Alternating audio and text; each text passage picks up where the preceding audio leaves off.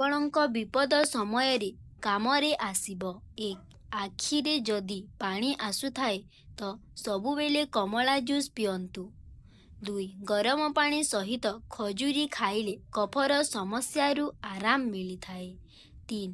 କାକୁଡ଼ି ଖାଇଲେ କିମ୍ବା କାକୁଡ଼ି ଜୁସ୍ ପିଇଲେ ମଦର ନିଶା ଖସିଯାଇଥାଏ। 4.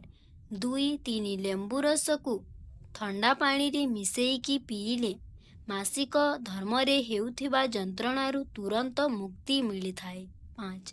ସେଓର ଚୋପାକୁ ଛଡ଼େଇକି ଲୁଣ ଲଗାଇକି ସକାଳେ ଖାଲି ପେଟରେ ଖାଇଲେ ବହୁତ ପୁରୁଣା ମୁଣ୍ଡ ଯନ୍ତ୍ରଣାକୁ ଖତମ କରିଦେଇଥାଏ। 6. ଯଦି ପେଟ ଫୁଲିଥାଏ 1/4 ଚାମଚ ସୋଡ଼ା ପାଣିରେ ମିଶେଇକି ପିଇଲେ ଆରାମ ମିଳିଥାଏ। 7. ଗଳାରେ ଯଦି ଘା ହୋଇଥାଏ 2-3ଟି ତୁଳସୀ ପତ୍ର ନେଇକି ପାଣିରେ ପକାନ୍ତୁ। ଅଳ୍ପ ଆଞ୍ଚରେ ତାକୁ ଫୁଟାନ୍ତୁ।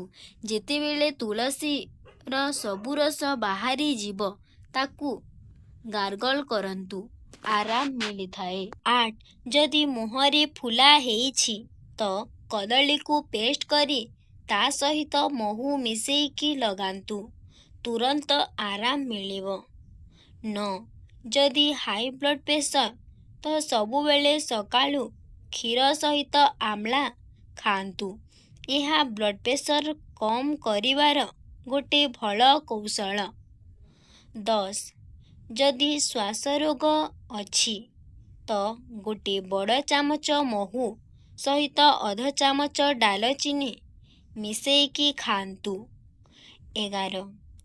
ରୁପି ପାଇଁ ଯଦି ଚିନ୍ତିତ ଅଛନ୍ତି ତ ନଡ଼ିଆ ତେଲ ସହିତ ଲେମ୍ବୁ ମିଶେଇକି ଚୁଟିରେ ଲଗାନ୍ତୁ। ଆରାମ ମିଳିବ।